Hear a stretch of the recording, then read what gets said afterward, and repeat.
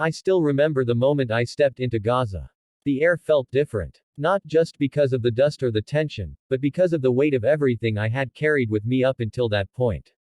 I came in with a camera, a notebook, and a mind full of questions. But also, if I'm being honest, with assumptions. I had seen the headlines, read the articles, and heard the stories told in newsrooms and dinner tables far from the Middle East. In those narratives, Gaza was a place of danger, chaos, and extremism. Muslims, especially in places like this, were often painted with the same broad, fearful strokes. It wasn't just misinformation. It was a whole system of perception that I had absorbed layer by layer without even realizing it. I arrived believing I was entering a war zone full of hostility where suspicion ran high and outsiders were met with guarded eyes. I was told to expect anger, maybe even hate. I thought I would have to keep my distance emotionally, stay alert, stay detached. See, what I didn't expect was how quickly those mental walls would begin to crumble. The first time I looked into the eyes of the people around me, I didn't see hatred. I saw fatigue. Not weakness, but a quiet strength shaped by years of surviving. I didn't hear angry slogans or radical speech.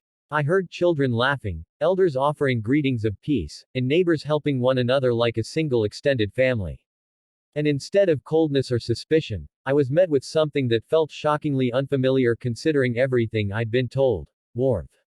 The people of Gaza, and especially the Muslim family that took me in, didn't just open their door. They opened a completely different reality. They asked me how I was. They offered me food before I had a chance to sit down, and they asked nothing in return. In a place where they had so little, where resources were rationed and electricity was unpredictable, they still found ways to give more than I had ever experienced in places of abundance.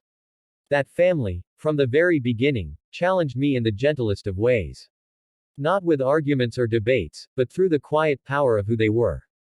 The father, a man with deep eyes and a voice that barely rose above a whisper, spoke of dignity and patience like they were everyday tools of survival. His wife, whose face carried both weariness and unwavering calm, served tea with a grace that made me feel like I was sitting in a palace, not a small home with cracked walls. Their children, barefoot and bright-eyed, offered smiles that asked nothing of me, just that I see them, not as statistics, but as human beings. Each of these moments chipped away at the heavy misconceptions I had brought with me. Slowly, I realized that I hadn't come to a place of violence. I had come to a place of resilience. These weren't people driven by hate. They were people driven by love for one another, by a commitment to faith, by a belief that no matter how much the world misunderstood them, they would not let that define them. The longer I stayed, the more ashamed I felt, not of them, but of the version of them I had carried in my head for so long. That unspoken judgment, that fear, that emotional distance, it had no place here. What I had seen and felt in just those first few days in Gaza undid years of passive acceptance of stereotypes. The family I met didn't have to prove anything to me. They didn't perform goodness to win me over. They simply lived their lives with a quiet dignity that I couldn't ignore. And it was then that I understood my heart hadn't started to change because of facts or politics or even stories. It changed because I met real people who embodied the very opposite of everything I had been told to expect. The transformation had begun. The turning point came quietly. It didn't arrive with fanfare or a dramatic revelation. It came in the form of a meal, a smile, a soft-spoken welcome. The kind that doesn't come from power or control, but from patience. From the ability to wake up each day in the middle of impossibility and still choose hope. That was the kind of strength I saw in this family every single day. It wasn't loud. It wasn't dramatic, but it moved me in ways I never thought possible. When you hear about Gaza in the news, the numbers blur together. Blockades, bombings, casualties. But numbers don't bleed. They don't cry or laugh or hold their children close in the middle of the night when the power goes out again. This family, this one family, put a human face to all the statistics. They didn't just show me suffering. They showed me how deeply someone can love even when everything around them is breaking. One night in particular will stay with me forever. There had been air strikes nearby. Not close enough to cause damage where we were, but close enough to hear.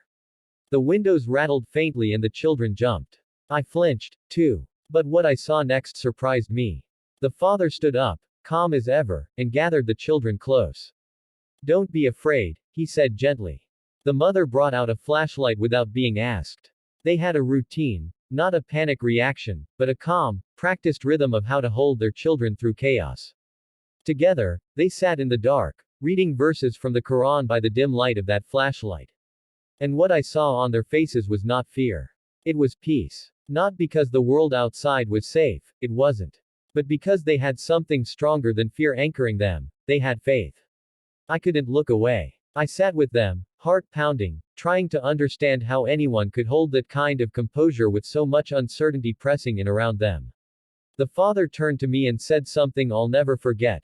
This is our life, but it is not all prison. Our hearts are free. I think about those words all the time. Their hearts were free. Free to keep loving, to keep smiling, to keep praying. Free to believe in a future they may never see themselves, but still planted seeds for.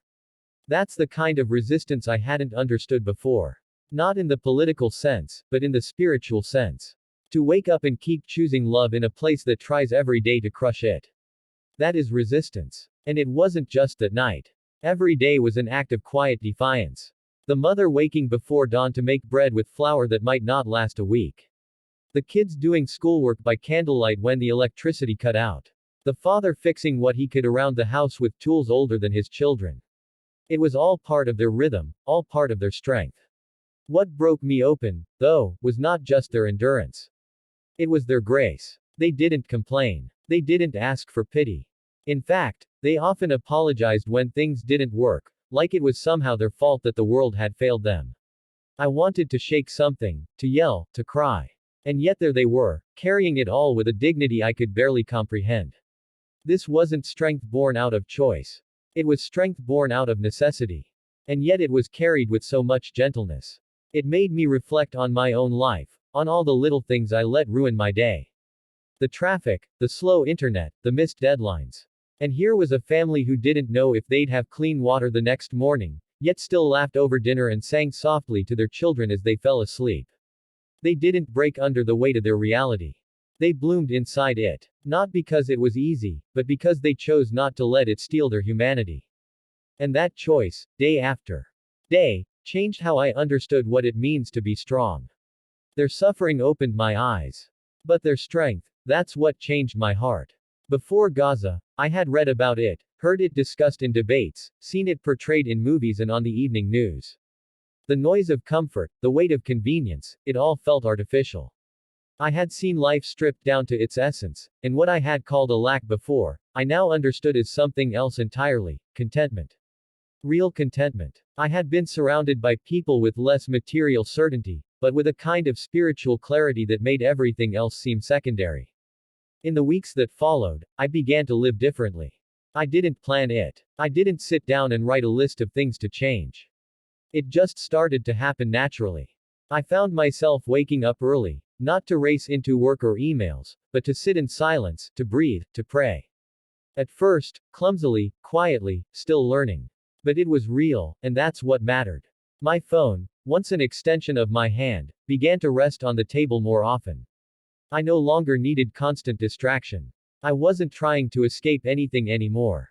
I was learning to be present, to sit with my thoughts, to ask myself questions I had long avoided. And when I prayed, really prayed, not for answers but for peace, I started to feel something I hadn't felt in years, grounded. My friends noticed. They asked what had changed. And when